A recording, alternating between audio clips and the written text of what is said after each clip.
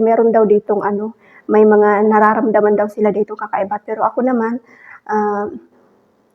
hi guys! Welcome back po sa aking YouTube channel!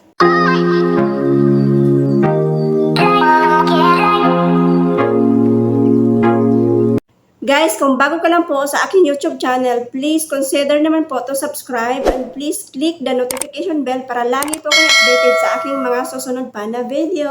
So yun na nga po guys, pagkatapos po ng paparty dito sa bahay ni Modra ay nabawi agad guys yung aming pagod. Ayan, nasasabi ko po guys, nabawi yung aming pagod kasi nga po magbabakasyon po guys yung aming mga amo. Hindi ko po alam kung saang bansa sila pupunta. Basta 2 to 3 weeks daw po silang magbabakasyon. So ang nangyayari, iiwanan kami dito sa bahay, kaming dalawa ng aking bagong kasama. So, makakapagpahinga kami since wala nga po kaming pagsisilbihan. So, makakapagpahinga kami. Pero kahit ganun guys, binilinan po talaga kami ni Modra na linisin ang buong bahay. So, okay lang naman yan since wala nga po kaming pagsisilbihan na mga alaga. At saka mas magandang maglinis guys pag walang amo. Mas tahimik, di ba? Makapaglinis ka na maayos. Kasi walang maninita sa'yo, walang magbabantay sa mga galaw mo. So, ngayon, ang gagawin namin ng aking kasama ay mag-enjoy lang kami dito sa bahay ni Modra at linisin talaga ang buong bahay kasi yan talaga ang kabilin-bilinan niya guys.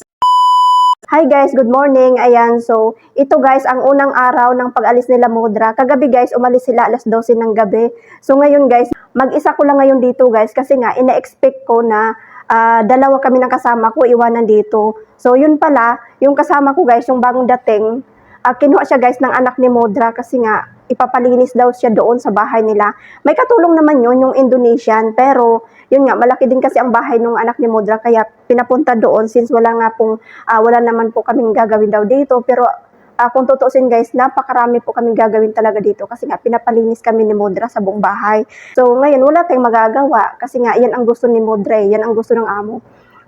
Ganyan po talaga kasi dito guys, lalo dito sa Middle East, dito sa Saudi, na minsan kinukuha talaga yung katulong, dadalhin doon sa kabilang bahay, ipapalinis. So, tiyamba ka na lang or swerte ka na lang kapag babayaran ka nila or bibigyan ka nila ng pera sa paglilinis doon. So, ngayon, hindi ko lang alam kung babayaran yung kasama ko kasi nga, kagabi pa siya kinuha guys. So, ito ang unang araw ng pagpunta niya doon. So ngayon, ang gagawin ko, since mag-isa ko lang ngayon dito, maglalaba ako kasi ang daming labahin guys na iniwan nila Modra at saka maglilinis din ako doon sa taas. Lilibangin ko na lang ang sarili ko ngayon guys kasi mag-isa ko lang talaga dito. Ang laki ng bahay ni Modra guys pero hindi naman nakakatakot.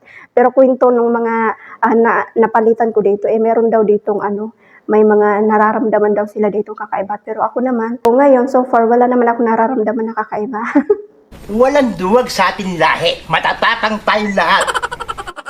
So ngayon guys, samahan nyo ako maglaba. Akit ako sa taas kasi nga sisimulan ko yung aking labahin doon para kahit papaano mabawas-bawasan naman para pagbalik ni Modra dito matuwa naman siya sa amin kahit papaano.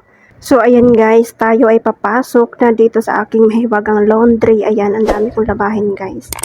Nakapagsalang na ako. Ayan, may na-dryer na ako. Meron din ditong ayan, mga towel. Pinaikot ko na rin. And then dito yung mga puti ni Modra. Ayan. Nakasalang na rin dyan.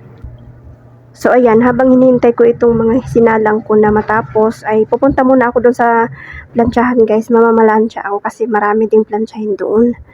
Ayan, so ito guys, sa susunod na araw siguro dito kami maglilinis. Magulo dito guys kasi nung isang araw nandito yung mga apo ni Modra nagtambay. So sa susunod na araw na lang ako dyan maglilinis. Tutukan ko muna itong mga labahin at saka planchahin. Ayan, maraming kwarto dito. So, ito guys, dito ako namamalansya. Ayan, marami akong planchahin guys. Tambak yung aking mga paplansyahin. Dagdag pa bukas yung makakadagdag pa yung nilabhan ko doon. Ayan, lahat. Paplansyahin ko yan. Pag-isa ko lang kasi ngayon dito, kaya bahala na kung ilan yung matapos kung ngayon, maplansya.